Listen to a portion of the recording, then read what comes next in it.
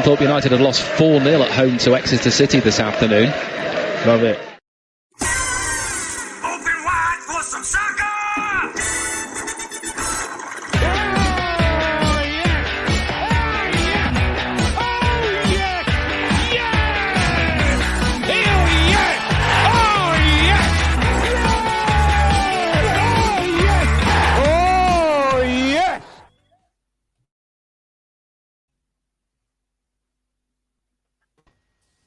Good afternoon, everybody. Please forgive the earlier broadcast time today. There is a Grand Prix going on at 8 o'clock and it's getting a bit spicy there. So my love for football is waning and Formula One is where it's at. We are delighted to be joined by Ian for the first time this year with an exceptionally non-flattering camera angle right now. Is everything all right there? Is that sorry, Alex? Yeah. Oh, good. Thank you. Yeah. How are you? Yeah, great to have you back. Also making his podcast debut because simply he's at least more committed than everybody here today. Jordan, kindly thank you very much for joining us, and thank you for going yesterday, so you can report back on the misery of yesterday, or if it was in fact. Thank you very much for joining us. No worries, Alex. Thanks for having me. Are you in Derby now? Then I've heard you're a uni student, right? Yeah, I'm living in Hulls at the minute. Yeah, doing the football journalism course over here, and so I'm loving it at the minute. Nice one. And have you? I don't think you changed the shirt. Oh no, is this the new one? Is this the?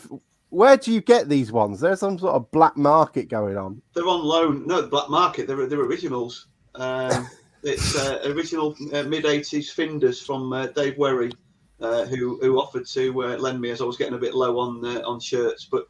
Yeah, you could have bloody saved me today. I'm changing the time to 4 o'clock. I'd got out of this hard sell at 8 o'clock. But I know. What can I say? Well, if it means that Ian comes back and we can have his voice, then why would we not change it? Look, anybody who's sorry, I was being far too kind.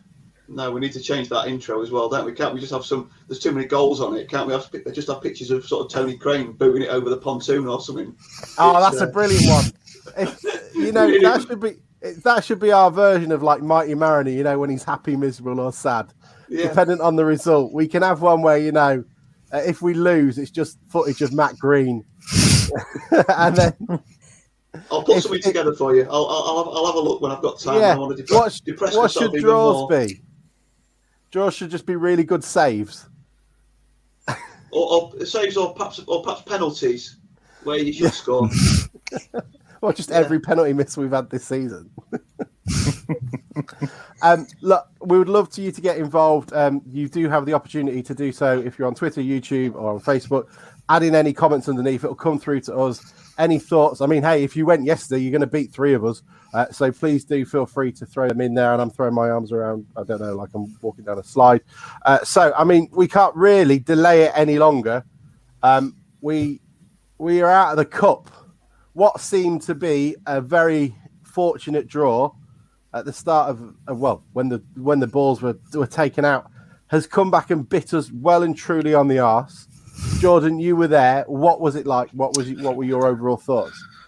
I think to start with, it just wasn't great. I thought on the whole. Obviously, you saw the draw that was made Kidderminster away. League below, you'd more than fancy our chances. It just everything just slow. That's what I feel anyway. They got the goal for 20 minutes from the penalty. I'm sure we'll get onto that. But I think everything we tried to do yesterday just didn't pull off at all. Kidderminster, sorry. I'd probably say were the more hungry of the sides. They really were. I think we gave them a little bit too much respect, and it just wasn't great on the whole. I don't think. It seems to be becoming a running theme at the moment. I mean, I can't comment on yesterday, which is sort of why we'll always throw to you. But the games that I've seen this year, so it's not me. If we lose to Kidderminster, it can't be me. I thought we were outworked at Maidenhead. I thought we were outworked at Wealdstone, and I thought we were as good as Bromley, and I would have expected us to be better. And it sounds like we were outworked yesterday as well. And that's not what I'd expect of a Paul Hurst team. And from what he's saying, that's not what he expects either. I don't know what you gentlemen think, and I'll happily throw it to the panel. But he didn't throw any players under the bus, but he's saying he's starting to ask questions of some of them. Are there any players in particular that you think are for his wrath, or are sort of disappointing him at the moment? Everybody throws to Lenny, everybody throws to up front, but it feels to me that we're not even creating the chances for strikers to miss at the moment. Never mind throwing our ire that way. What you've just said there is pretty much what I was going to say anyway. There's been a lot of talk of missing McAtee, and obviously that has had an impact, and Lenny coming into the team with Taylor a little bit more recently. But from everything I've read about yesterday, people have been commenting saying we didn't actually create anything. Obviously, we changed the formation with a lot of our more creative players missing. Sounds like that, well, doesn't sound like it, clearly didn't work. And I think I even saw a bit of a tongue-in-cheek comment from somebody on Twitter saying there's not a lot of updates today, which I'm sure Jordan will let us know. Just feels like basically because there was nothing to update on for most of the game. Feels like we basically tried something new, didn't work, and I wouldn't be surprised if one or two of those players that were given a bit of a chance yesterday find themselves back out of the team again for a little bit longer. Jordan, one of the things you said as well that is not hard to ignore, it's really slow. I don't know what you feel, but it feels at times like we're very comfortable on the ball, but I think the opposition are very aware of that now and are happy for us to have the ball on the halfway line and do nothing with it. Was that the same as the case yesterday? Pretty much so. I think, when we tried to get a rhythm going, they were really quick. They were really quick to react, and I think at times as well, we just didn't know what to do with it because at times was just constantly pressing us. It feels like we were panicking in quite a lot of scenarios. So yeah, that was definitely a concern. You can see why they've done quite well recently and why they're in the playoffs in their respective league and the league below. But yeah, it was just very frustrating. Some of the football we tried to play today. I think we miss Alex. I think we miss Hunt massively. Yeah. My opinion is that the rest of the players that we play in that standard formation, I know we changed it a little bit yesterday, but the three sort of central midfielders, I think I'm not sure that I would need to look back at the teams that we've played earlier in the season when things were going a bit better, but we haven't played. Alex Hunt has only played the Notts County game out of those three. And in the Notts County game, we created chances, but just didn't take them. That was more of a sucker punch. It sounds like yesterday was more like Wealdstone, where we never got going. We didn't look right. It just was miles off the pace. But he came on, if you remember, in about the 90th minute for Coke. And I just wonder whether Fox and Coke are too similar in midfield. I know Fox maybe gets forward a little bit more and he's a bit younger, but the two of them, are either of them going to slide a ball through for a forward running onto, or are they more likely to pass it, sort of keep the possession like you just talked about, keep comfortable possession, but and perhaps break up their attacks? But have we got enough creativity in that team at the minute? Just going back to Ian's point, though, I don't know whether I misread it, but a lot of the missing players yesterday were down to injury and not the attacking players, and not. He mentioned in his interview after, didn't he, that Hunt wasn't right and that Sousa was injured.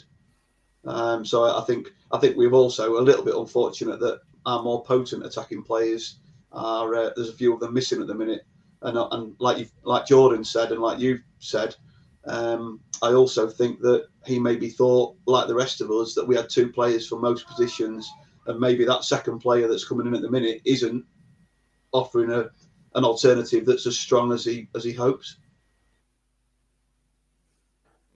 It's slightly worrying, isn't it? We've also got a couple of who we'd expect to be pivotal attacking players to be permanently on the injury list. I'm sure we'll go back to it at some point, but looking at like Scannell, Joel Grant and Max Wright, all of which have played very little part in this season so far.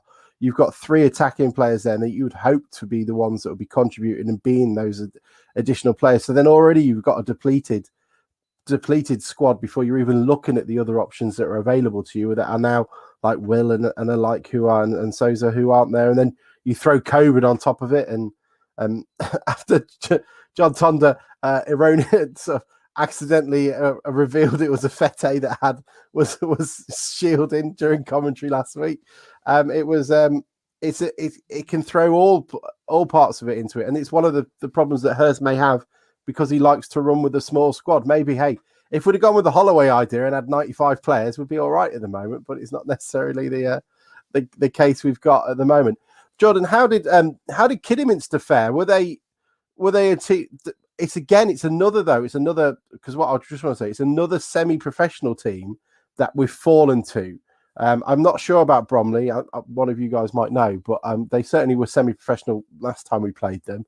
Maidenhead are, Wealdstone are. Is this? Were you surprised by their fitness levels? It seemed like a lot of Kidderminster fans were quite impressed with how they played. Absolutely, I think you could tell they definitely wanted more. You see that the first 20 odd minutes or so they were trying to get balls. Two of their strikers from outpaced a defender. They constantly worked hard. They forced us into some areas at all. We didn't get going.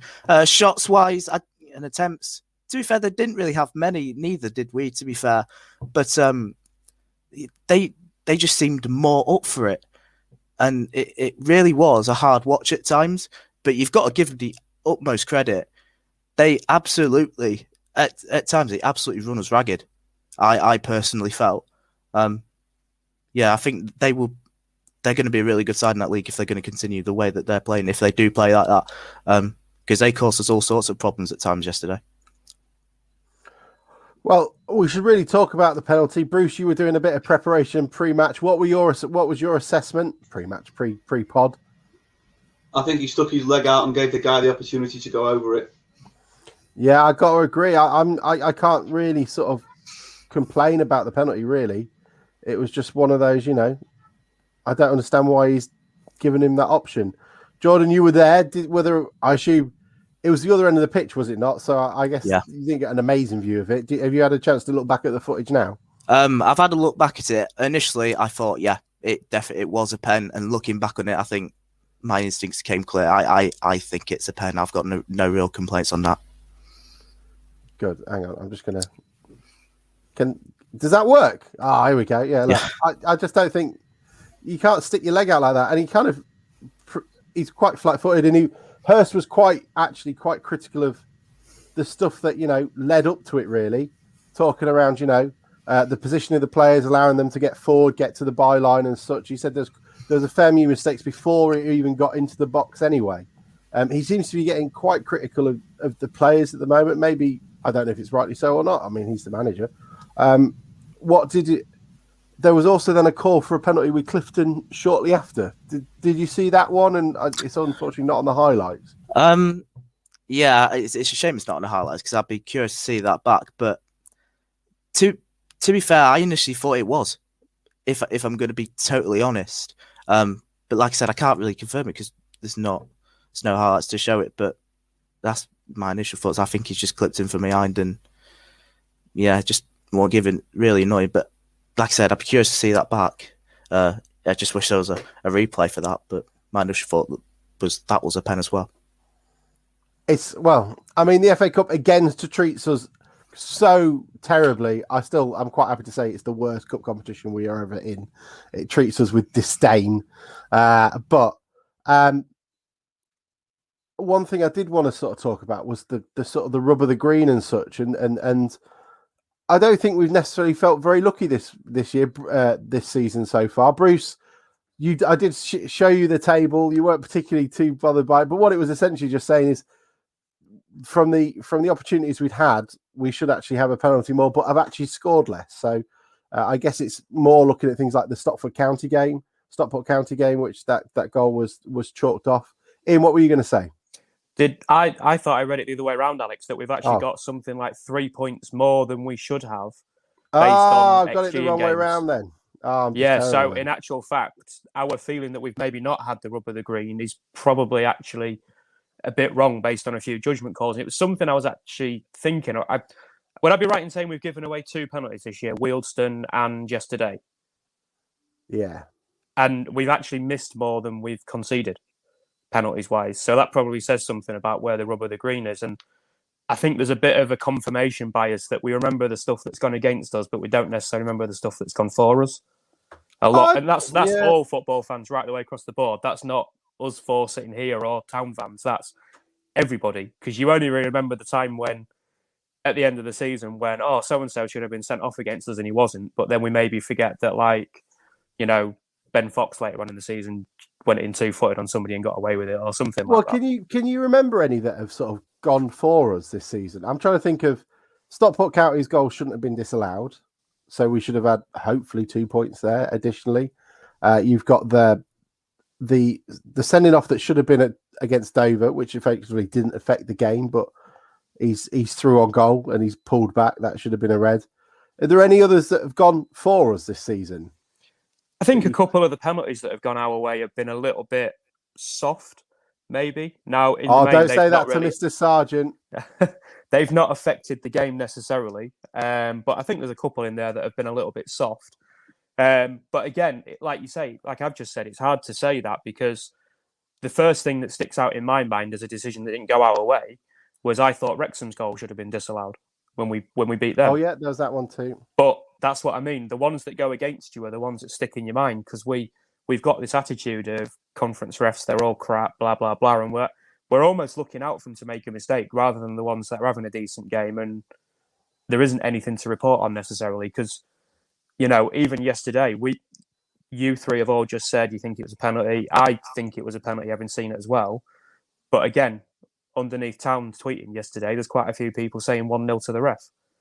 And it's like we're always looking for something to blame rather than just going, we probably weren't good enough on the day. Well, I get, for those of you who are listening, I guess, can you think of anything that's gone our way this season from an official's point of view? I mean, by all means, sort of correct me, but I still think that we've had some pretty poor refereeing decisions go against us and have not helped.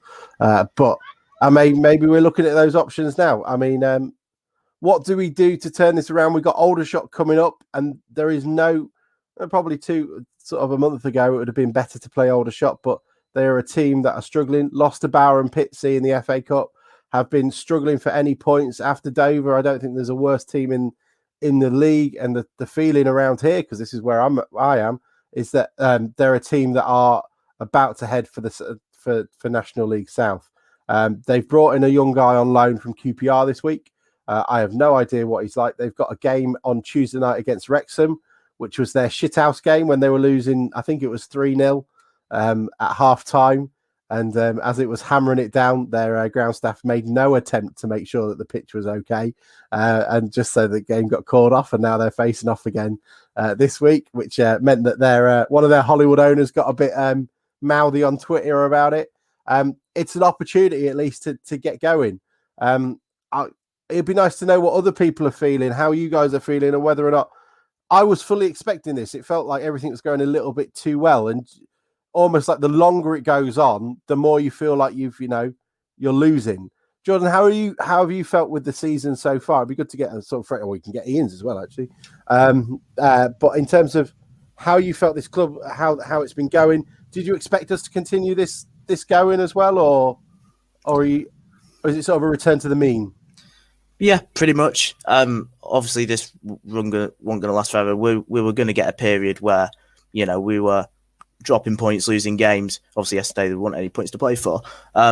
It was going to happen, and I think it's more a case of reality. I feel personally, it's just it's going to happen to pretty much every team that. There's always at the top, because you need like stupid amount of points to win the league anyway, or to get in playoffs at least. But it was always going to happen. I feel, especially with injuries and other contributing factors. Pretty much. And Ian, how have you feel? So first, actually, Chris Foxcroft said that there was a pen a few weeks back, probably against Dover, where he thought that there was a handball which was harsh in his opinion, worked in our favour, and he thinks it might have been the Dover game. Chris, thank you very much. If there's any others where you think the refereeing has actually helped us this season, it would be really good to hear from you, because I ain't seen none of it. So please do feel free to help sort me out and stop my just starting a conspiracy theory over here, and I'll start wearing a tinfoil hat, and it'll be me and Danny Rose doing a podcast instead. Ian, how have you felt about the season so far? Were you expecting this? Were you surprised? Just jumping back, what was your conspiracy theory on Shithousery last year, Alex? Who was that called the game off at like 4 o'clock in the afternoon against us? Oh, Barrow. That definitely happened. Absolutely. They trained. Right. Right, hang on. I'm going to do this meme bit. I should just need a wall now of, Post-it notes. But they trained that day. Barrow trained the day that the game was called off. How many other teams would you know that train on the day? Alex Rose over there, ladies and gents. This season, I mean, nobody would have expected the start we had, I don't think. I mean, we came out the blocks like a train. Got some good results against teams that will be up in and around us. Stockport, obviously Wrexham as well. Torquay, I know, may not be up and around us this year because of different things, but they were still playoff finalists last year. We were always going to have a blip at some point. I think the only thing that would seem to be a bit of a frustration is that we do seem to be reliant on one or two players for our quality going forwards. And it's something you mentioned, obviously, earlier with, I think, Bruce as well, that we've got a few injuries in that area at the moment. I think there is a legitimate bit of criticism for Hurst coming his way in that all of those three players that we mentioned that have missed a lot of the season in Wright, Scannell. Ian's starting the Hurst out train. No, absolutely not. No, Wright, Scannell and Grant all have pretty severe injury records in the past. And, I mean, Scannell, something we were talking about last season, but he's never played more than 10 games in a year. Now, obviously, Hurst has seen something. There's absolutely no doubt that Scannell's got quality. Ever? Well, for 5 seasons, I think it is. Okay, he's played more than 10 games in a year for 5 seasons. Yeah, I think 2017, 2018 was like, same sort of thing. Fine. I was like, ever. It's like, maybe we should get rid of this bloke. But there's presumably not a lot of chance of that improving. Max Wright has got quality, but we know has unfortunately got issues with injury that hopefully can get resolved. But I'm not saying we should have got rid of Max, far from it, but we certainly should have considered perhaps that we needed more backup in place. And I know that Hurst has obviously been looking for somebody. He said that he's turned somebody down because he didn't think he'd be the right fit for the dressing room. And that's a fantastically brave decision to make, really, because we know that fans are all clamouring for this goal-scoring striker to come in. But there is a legitimate now need to get somebody in. We've almost, to a degree, missed the boat a little bit because now we're talking about 3 or 4 games with a lack of goals and we're desperate for somebody to come. Whereas before we were scoring them and it's like, look at what you could be part of, lads, here. We're creating chances, we're getting goals in. So there's going to be an interesting maybe 2 or 3 weeks, I think, where I wouldn't be surprised for somebody to be announced quite quickly, particularly with McAtee out for a couple more weeks as well yet. It's a real odd one, isn't it? Stuart Johnson says maybe Scannell will get a game at the end of the season. I mean, I'll be honest, if he's not playing regularly by January, I don't know how about you guys, but just get him off the books. Like, you don't need him around the squad. What do you think? No, if he's not getting regular, if he's not getting into the squad by January, he's got to go. I mean, he's got to be a decent level earner as well. Whether that is somebody coming in for him and taking him down a couple of leagues where maybe the level suits him fitness-wise a bit more, or even just sort of go, thanks, but no thanks, Sean. Because, I mean, even if he's a very positive person to have in the squad, just a guy coming in and going, you're right, Scan's back this week. Oh, no, I dropped a milk bottle on my foot and I'm going to be out for 6 weeks. It can't be doing much for morale in the team, can it? He's just taken up a peg. I think someone said that they'd worked out that he'd played for the games we've played him roughly £9,000 per game at the moment, over 18 months, which is quite a worrying statistic. But hey, we can't have Scannell as the outman. He hasn't done anything. He hasn't done anything wrong technically. He's the first one to got moody with Holloway at least. Well, I mean, where do you think the problems lie then? Where do you think that? I mean, can I ask something? We've lost it. I was talking about in sort of around the fitness terms when we're talking about losing to Wealdstone and drawing with Maidenhead and losing to Kidderminster, and we obviously lost to Bromley. Is there a problem with the players in terms of getting themselves up for games against what would, at a glance, be seen as inferior opposition? I don't think you're ever going to be on your top game. I mean, that Maidenhead game that we bring up, if we hadn't have drawn the last two games, then, lost the last two games or three games, I don't think we'd be talking about the Maidenhead game, because one game like that in isolation is okay, isn't it? I think, like you say, it's only been highlighted but the Notts County game, we did create chances, we just didn't take them. I think we had 15 shots to their 2, and I think we had one shot on target. That was just wasteful. But the other two games, I do agree that we've looked well off the pace, and Hurst has said that after. I'm not in the panic camp. I'm not ready to do that. If we haven't turned it around after these next two games, then we aren't going to get a better opportunity to do it. And that's probably why I bring it up as well, because of the Notts County game, I feel that was a really good performance, and we were just unlucky to lose that one, and maybe the McAtee injury and such didn't help us convert the chances we had. So because we were so good, it's easy to get up for a game against Notts County where you're going, oh, hang on, lads, this is a big game. There's going to be a big crowd. Let's get sort of, motivated. And then we go straight off the back of that to Kidderminster, and we come off straight off the back of Wealdstone. That's what I'm slightly concerned, is that a Paul Hurst team, to me, always treats a team with the same sort of level of respect in terms of where they're playing them and who they're playing. When he's talking about, this is all hypothetical, is that one of the things that he's concerned about? The fact that these players aren't getting themselves up for the games where we're struggling. And if we've got Aldershot in a couple of days, in a couple of weeks' time, where a team second bottom who are absolute dog shit, to be perfectly honest, that we could be in for another problem. I hope not. But just taking it back sure. to the question you asked Jordan and Ian a few minutes ago, I'm not a professional footballer. I'm a semi-professional supporter, but I did get to the stage where you went to a game and you thought we're going to win. We're going to win today. I went to Wealdstone was the first one where I just thought we'd turn up and we'd win. And that's just being honest. The way that the season had started, the way that they were performing, and they put a shift in on the day we didn't get going. And I wonder if part of the problem is that the players started to subconsciously think the same. Like you say, that we were going to just turn up and win, and we've suffered from players that have got injuries and maybe a little bit of complacency, and that's maybe something Hurst was talking about yesterday, about the hunger of the players and the ones that have come in and them being effective enough.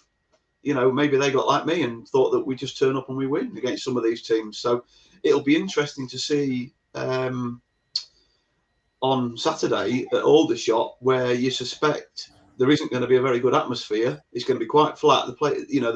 There'll be a reasonable town following, but we've already talked about, the atmosphere. We haven't actually, so we didn't get through that. So we talked the last pod, didn't we, about the atmosphere? No, we didn't get to your theory. All right, okay. Well, I'll just finish this then. But yeah, and then because I want the ire to be concentrated on you rather than the players, so they can focus on stuff, and then you can get the abuse and they can prepare better. So Bruce has got a thought process for all you Southern Mariners out there. I know Mike's on, and I'm here as well. He's got a thought process around the London-based games and why they are lacking in atmosphere. But until we get onto that, he's got something else to say first. That was your words. No, that was your words. And just so you know, his Twitter account is _Fenners. Okay, we can also give out his email if you want it. Jordan, what was the atmosphere like yesterday? I could hear the town fans on the radio. Was it okay for the main, or was it reasonably flat? At times, I thought it was quite flat. Of course, going into it, Kidderminster is always a class day out. I certainly enjoy myself having a couple. But yeah, it just seemed quite flat from the off, if I'm going to be totally honest. It was sort of the fact that, coming into this on 2 defeats on the bounce, FA Cup, what would normally be I say a good chance, but you can't ever predict what happens in the FA Cup, can you? But yeah, I definitely agree. It was quite flat in certain aspects, and I think as soon as we went 1-0 down, 20 minutes to go, with the team not looking like they were going to get back into it, and I think that rubbed onto the pitch. I say it rubbed onto the pitch, it rubbed onto the fans as well. It's just wasn't great, going to be honest. But just not before that... you do your theory, Bruce, that I can't believe that this is Jordan's first time on, and you've tried to drag him down with you before you've given your theory. Absolutely pass the buck to Jordan. Shall I start getting dinos? I will go down with this ship on. I was using Jordan. Obviously, we were in the Midlands yesterday, and I just wanted to see because this started a few weeks ago because Alex had talked about there you go, another name mentioned. Alex had talked about the fact that the games that he'd been to, which were the southern-based games predominantly, Bromley, which you can excuse the atmosphere because it was pretty horrendous, but Bromley, Maidenhead. That was the better one because everyone had that sort of I am Sparta feel. I was essentially almost Shawshank Redemption, ripped my shirt off as I am getting drowned. I've never been drowned in the air before, but it was so bad. It was terrible, but that was probably the better atmosphere. But yeah, the flatness, and I just wondered when we were talking about it after we finished the pod last week that when we go down south and we get 300-400 extra on the gate of the southern-based Mariners, whether some of them are people, and this is not, like I say, not a criticism. You don't need to caveat it; it's fine. Some of them are not are people that they've gone because they're not all huge football fans, and it's their local team perhaps that's playing down in that area. If that makes sense, my hometown club are playing, and maybe they're not up with all the songs. And like I say, I'm not generalising across everybody, but they're going because, like I say, to support their hometown team rather than being hardcore town fans. And that's I agree. And you also made another point as well that sort of like, and it's the same for me next week when we go to play Aldershot. I'm bringing 3 or 4 people from my five-a-side team, and my next door neighbour's coming, who's a Dundee fan, and someone from work is coming as well. And we bring these players, and so there's one town fan in a group of 10, and the other 9 are there to experience it. Yeah, they've gone for the experience. So I can only talk about the atmospheres, the best atmospheres. I've missed a few games this season. The best atmospheres were at probably Altrincham and Stockport. They were probably good. But then you get down to Torquay, you see. But then Torquay is exceptional because that's not close. That's down south, but it's not close to the majority of people who live down south. Go. That's an effort wherever you live, unless you're probably Oliver in Plymouth, which is probably still miles away.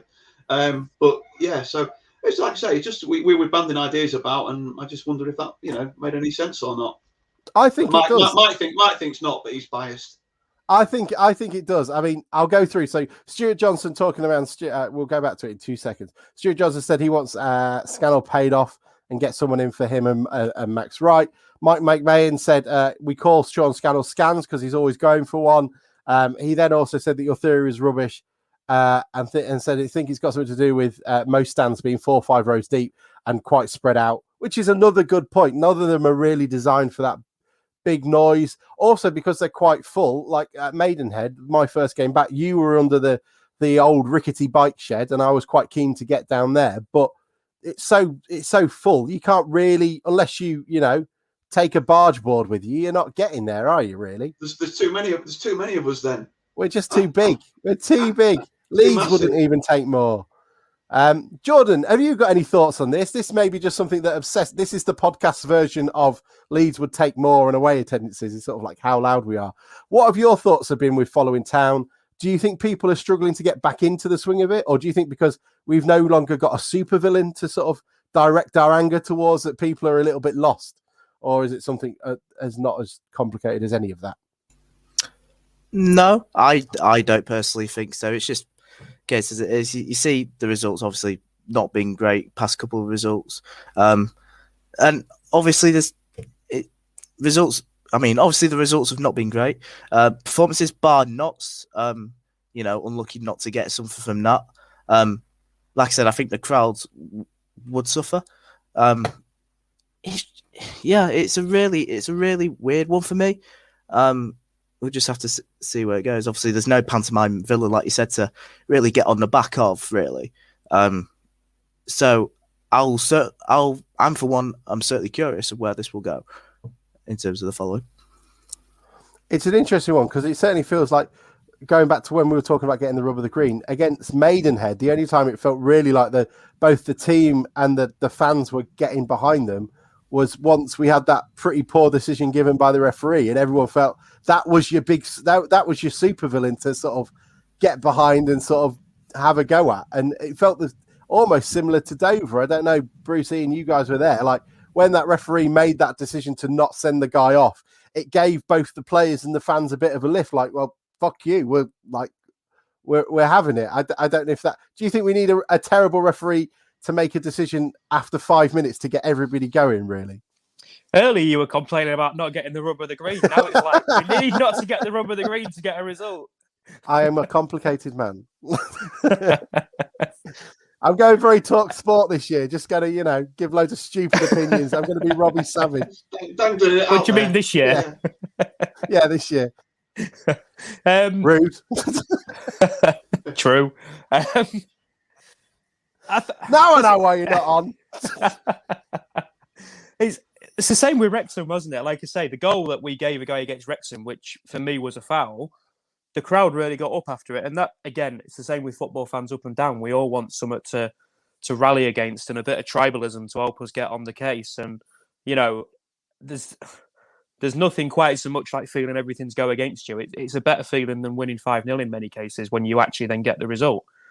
A comfortable 5-0 stroll, the atmosphere tends to be flatter than a game where you feel like you have played against 11 men plus the ref and you've snuck a 1-0 or a 2-1 or whatever against the odds. So, you're probably right with what you're saying there, to be fair, that we need something to go against us to get that. But I can see something in Bruce's things as well. I'll give him a little bit of credit. I can see some ideas behind what he's saying there. And it might be the case, but, I by the same measure, I wouldn't want any of the Southern Mariners to think we were criticising, because at the end of the day, the followings we do get away from home are always mega in terms of numbers and everything like that. And it's a shame some of them, Alex, can't come to Blundell Park and put some money in the coffers there as well. I've got to pay for this podcast. Chris Foxcroft said, fans and players work in hand. Sometimes the crowd will go a bit flat as players. We need a moment of inspiration to ignite the atmosphere on the pitch and lift the players. How have you guys found the atmosphere at Blundell Park? Has that improved with the larger followings there, or has it been, relatively quiet? Again, as Ian has alluded to, I haven't even been yet, so I'm not even sure what a full Blundell Park looks like unless Newcastle are there. Because it certainly won't be Lincoln. It's been decent in patches. It's certainly loud when we get going. I think one of the most impressive stands has always been the upper Findus when they get singing, but it's probably the biggest seating area in the ground, isn't it? Jason Stockwood doing it, is it? Yeah. But no, it is, and you can hear the pontoon more than a handful of times a game from down the Osman end. So yeah, I think the atmosphere has definitely got better, and I'm hopeful that a week on Friday for the Southend game, that we'll still see a decent home turnout, and like Tom said, or you said on Twitter, that habits are being formed and people go not just because it's a big game. I mean, we've played, was it 6 home games or something we'd played, or 7, was it? I can't remember what they'd and we'd won 6 on the spin, hadn't we? Or was it 5? We got a really good record, but we still sold out against Notts County and lost that one. So hopefully we'll see the same numbers and the same habits. But I did see that since the start of the season, we've also sold another 350 season tickets. That's up to 3,350, I think, now, which is excellent. People deciding that they're going to have to get a season ticket, so they don't have to keep buying one and trying to get one. In the lower, especially, people have to get in really early to get a seat nowadays, which is brilliant. and long may it continue. But obviously, a resurgence in form. But I can just see, and I hope I'm right. I can just see that in 2 weeks' time, we've won those 2 games. Have we got a game a week on Tuesday between those games? Have we got Solihull, or is that after? Is that after Southend? I think it is, isn't it? One moment, please. I think we've got next Saturday at Aldershot. Ian's had enough. I think next Saturday at Aldershot. Oh, it really was one movement. Yeah, I think I'm right. Yeah, I think I'm right in saying that Solihull's 23rd. Yeah, because we're not going to play Tuesday then Friday, are we? Yeah, of course. So that'll be right, Alex. It'll be Aldershot on Saturday, and then Southend next Friday. So we could easily be sat here talking, hopefully, about what we've been worrying about for the last couple of weeks. And McAtee's back next week. Positive. Ian's properly gone. Ian's properly gone. I don't think there's anything to worry about. I think the start to the season has given us all an opportunity to really enjoy ourselves, and it's going to be a real test of everybody to go along. And I hope when it comes to Southend and Aldershot, people get down there and make a noise and put their bums on seats, because this is when it's sort of not the fandom is tested, but that like this is where you need to keep it going and keep that momentum going. It's been a great start, and I don't think anyone, even the owners, would have thought in their wildest dreams it would have started this well. And we've forgotten how much of a shit show this league is this season. You've got Chesterfield throwing out money. Reports are that they'd offered money to get Luke Waterfall this week as well, though I haven't really got anything confirmed about that. They'd offered to get Luke Waterfall off our hands as well, that we rejected it. They're splashing cash, even though they were shaking a bucket for coppers just a couple of seasons ago. You had the same with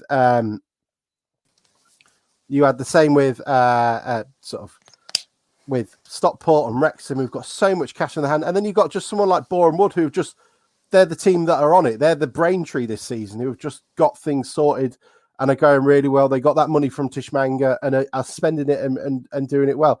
We're up against it this season, and I doubt there are many League Two clubs that would be able to survive in this season, in this league this year. I think if we get to the playoffs, I think it's an achievement. We were the team that finished bottom of the Football League last season and were the banter club of the whole Football League. And to turn around as we've done is a point of ourselves. I would love us to win the league, and we've still got an opportunity to do so. It's just whether or not. And I don't want Hurst to run out there and grab 4 strikers just because they're available. If they're shit or their personalities are terrible, I don't want them. I don't want 4 Danny Roses, even if they're going to score me 9 goals this season. Like, I don't want somebody there, just being a prick and disrupting the group. Because what we've learned from Hurst is he does take a bit of time to build his squad, and it might take a year to get the guys in that he wants. But that's how it's got to be, and that's how the real world is. And we can't expect absolute solutions. Hey, we can't go out and just get Sadio Mane or something like that because we feel like we can do. We've got a bit of cash, but we can't compete with some of them, and we just got to get ready for it. I don't know how people feel. Maybe that's my positivity, Bruce. That sounded negative. I think that we should finish the pod on that, because that was a rallying call that's made me feel a lot better, and also made me feel a bit of a wanker for thinking that we were going to sit top of the table all season. I would love it. And get complacent. If we aren't top, I'm going to not be disappointed anymore. We're 1 point. You're right. You're right, and I just got carried away like an idiot, really. But you want to do, and we all did. It's like I went to Wealdstone going, we'll smash these. I was on the radio at Radio Humberside saying that we'll smash Notts County. And by the way, even though we're now friends, you can't keep us off air for 10 minutes, so we have to listen to fucking Keith Hill banging on about losing. Like, get on the town commentary, get a decent team on. I don't give a crap about those lot. There'll be a National League North next in 2 years' time. No one cares. So, stop putting them on the radio. So that's another bit. I'm not going to be allowed back on now. I've got people at my door with sticks. Oh, did you say trick? No sticks. Are they Southern Mariners after what you've just said about them? I think they're relatives. Jordan, how have you found it all? I mean, while Bruce is getting attacked in the purge, how have you found the season? Are you going? He's gone. He's gone. Oh, they've cut the internet. How have you found it all, and how are your thoughts on Jason and Andrew taking over, and how have you felt that the club is going? And is there anything that they need to do more of, or anything to improve on? Have you been surprised? Whatever your general thoughts. Really. My questions are terrible. Well, there's no doubt that I'm absolutely pleased with the start of the season we've had. Obviously, we were not good. I don't think we'd win the league, but I think it was more of a case after the season that we had last year. If we could maybe regroup and hopefully try and have a good push towards the playoffs. For me, that's a successful season. It's going to take time. Obviously, with the new ownerships coming in, Jason and Andrew they've been absolutely brilliant in some of the stuff they've changed as well. Just the food in it, we could just have the food in itself, to be honest with you. Just a massive improvement all around, and it's really shown on the pitch as well. Obviously, we know what Paul Hurst is like from his last spell. He was gonna put a team together who works hard and gives it a good go. And for pretty much most of the season, we've done exactly that. We've just blown teams away. The one game I missed at home was the Dover game. I went to watch Derby. Drew 0-0 that day, and I checked my phone. We were winning 5-0 after. I thought, oh, for God. Did you get did you get the train up for the second half? Is that? I wanted to with the. Oh, it was such a poor game. Must have spent about 20 quid on that. It was. That's proper student talk. That yeah. I spent a whole £20. I could just get a 20 quid train back to Grimsby.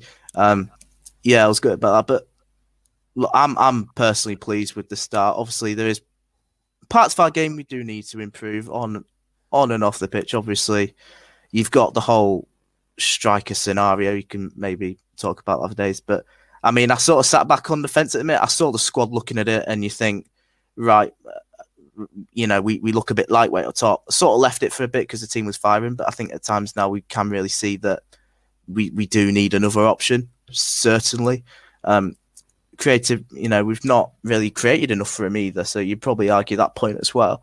To be honest, I'm really happy with the start we've made, especially recovering from last season. I think was going to be quite a tough job in itself as to how poor we was. Pretty much watching every game last season. Some stuff was broken to say the least. Absolutely furious. And we've got depressing. Yeah. And we've got Aldershot next, and that's a real game that everyone should come down to. I'm absolutely biased, but it is a wonderful old football ground, and the way things are going, they might not be playing there for much longer. There are constant talks about it being redeveloped. So if you want to get yourself into an old barreled stadium, barreled stand, it's beautiful to get into. You can make a real racket. And I hope as many of you will come down here. It's a nice town. It is very similar to Grimsby, not just because all the shops are shut. It is a nice little place to have a drink and go looking around the old army base as well. So hopefully everyone will get down here. Ian, are you coming, or are you going to stay up north? Unfortunately, at the moment, with work, I cannot get away on Saturday, so I will not be down. It. That's fine. I mean, it's only Aldershot. It's a shithole. But I mean, so Stuart Johnson's just asked a couple of questions. He says he's just wondered if Hurst has done any scouting in the Conference North. I've done the same as you, Stuart. I've had a look at sort of all the teams that who scored 15 in the first 10 games. I don't know. Most of them are sort of players that you'd expect, like not massive, have played higher levels and haven't really kicked on. It's kind of what I would never worry about Hurst finding strikers. I don't know how you gents feel. I don't think there's a better man that can find a striker. I'm sure he'll bring someone in we've never heard of. He did with McAtee. I think generally right across the board, Hurst's transfers coming in are usually pretty decent. Even I know we're talking about being a lightweight in a couple of areas this season, but generally speaking, everybody he's brought in has shown that they can do something or bring something to the squad. Maybe with one or two people that we haven't seen yet for injuries that we've mentioned. But honestly, I think Hurst, even in his first spell, generally everybody he brought in did the job that he wanted and expected of them. And it might just take a bit of time to build it, that's all. It just takes a bit of time. and I was trying to look through the 2016 squad and going, who would we change?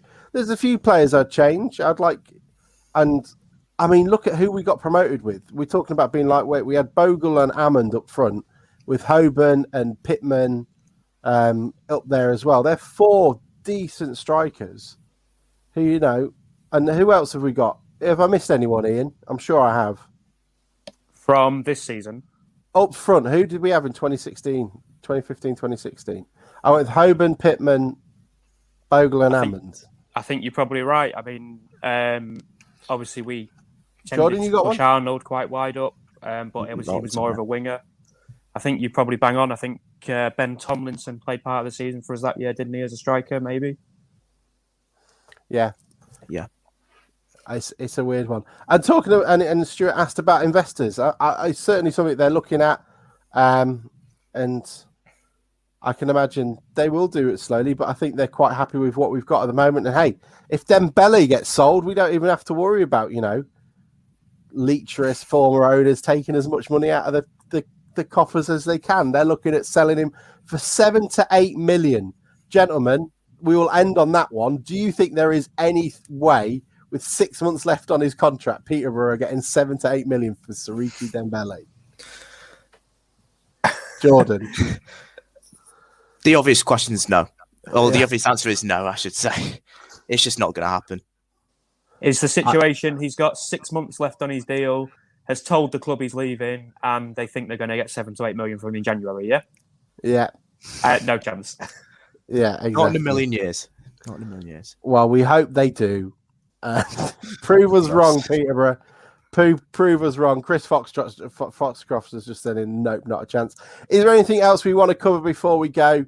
There hasn't been much other than that. No. Okay. Really. Jordan, thank you so much for joining us. Ian, pleasure to have you as well. Thanks, Alex. Yeah. Glad to have pleasure. you. Thank you, man. Good luck with everything. Hopefully you'll be back on soon as well. We can, especially when none of us can be bothered to go to the game. Yeah, for sure. It is. Do you know what? I'm really looking forward to Aldershot. It's going to be fun. I'm just wondering now, does Bruce mean that we should all wear some to make ourselves easy identifiable for those who are happy to sing? Maybe we should have to wear black shirts or something like that, like they do in Crystal Palace. Maybe not black shirts. Whoa. The connotations are wrong. Taking a different turn there, Alex. Yeah. As I said it, I was like, no, that's not right. So Alex's next themed away day, by the way, is Nazi youth. It's got to have hand this. Could you imagine that in Aldershot? 500 town fans rocking up as dressed as black shirts. Yeah, just all these photos outside the Paras regiment and the like. That'd have been hilarious. It'd not live long. Pulling out the Wayne Hennessy excuse. I was just waving to my friend. Yeah, over there. Yeah. Anyway, thank you so much all for joining us. Racism, our national front aside, hopefully you'll come and join us again next Sunday. We'll have a chat through everything from Aldershot. Don't worry about everything. It's going to be fine. The FA Cup was for losers anyway. But there we are. Thank you all so much. Jordan, Ian, thank you again. Speak to you all very soon. I am properly filling until I can find the video. There we go. See you all later. Bye. Open wide for some soccer!